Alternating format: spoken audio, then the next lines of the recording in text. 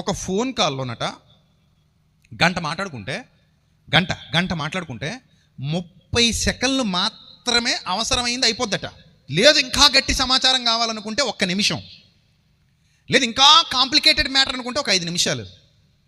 అయిపోయింది, మొత్తం అయిపోయింది అక్కడితో. కానీ గంట సేపు ఫోన్ కాల్ సాగిందంటే అందులో ఏముంటుంది తెలుసా మీకు? ఇంకా చెత్త, పనికి మాలింది.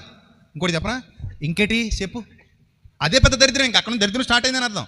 విస్తారమైన మాటల్లో దోషం ఉండక మానదు, దానికి పడే పునాది ఏంటో తెలుసా? ఇంకేటి చెప్పు, ఇంకేముంది, నువ్వే చెప్పాలి. నువ్వు చెప్పరా, నువ్వే చెప్పు. అక్కడ నుంచి స్టార్ట్ అవుతుంది దరిద్రం. అంటే అప్పటి వరకు మాట్లాడుకుంది ఏదైతే ఉందో అక్కడితో అసలు విషయం అయిపోయింది.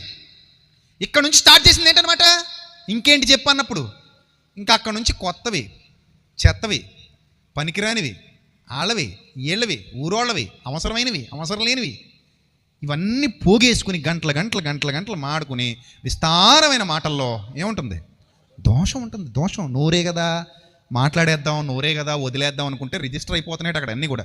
మనం మాట్లాడే ప్రతి ఫోన్ కాలు డేటా మొత్తం ఎవరి దగ్గర ఉంటుందో తెలుసా? మీరు ఏమనుకుంటున్నారు? వాట్సాప్ కాల్స్ కూడా కావాలంటే బయట తీసేయచ్చు, పనికి పని వస్తే తీస్తారు.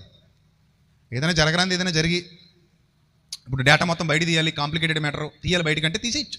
ఎందుకంటే ఇదంతా కూడా నెట్వర్క్ కదా, మన చేతుల్లో ఏముంది? మనం వదిలేదాకానే మందే, వదిలిన తర్వాత ఆడి దగ్గర ఉంటుంది మొత్తం. నీ రికార్డింగ్లు, నీ ఫోన్ కాల్స్, నీ వాట్సాప్ చాటింగ్లు, ఎవ్రీథింగ్ రికార్డ్ అయిపోయి ఉంటాయి, మొత్తం బయట తీసేస్తారు.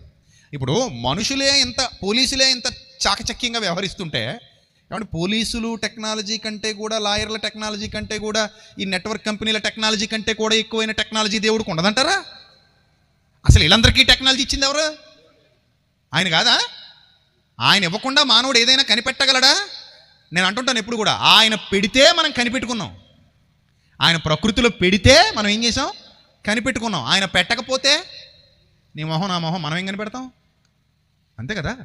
ఆయన పెట్టాడు కాబట్టి మనం కనిపెట్టాం, ఆయన పెట్టకపోతే మనం కనిపెట్టలేము. కాబట్టి ఆయన దృష్టికి రహస్యమైనది ఏది లేదు. ఆయనకు కనబడకుండా మానవుడా నువ్వు చేయగలిగింది ఏమీ లేదు. సమస్తము ఆయన కనులకు తేటగా కనబడుతుంది. మీ రహస్య కార్యములు, రహస్యమందు మీరు చేసినవి ఎక్కడ ప్రకటింపబడతాయట? వెలుగులో అన్నాడు. రహస్యమందు నీవు చేసినవి ఆయన ఎక్కడ చూపిస్తానంటున్నాడు?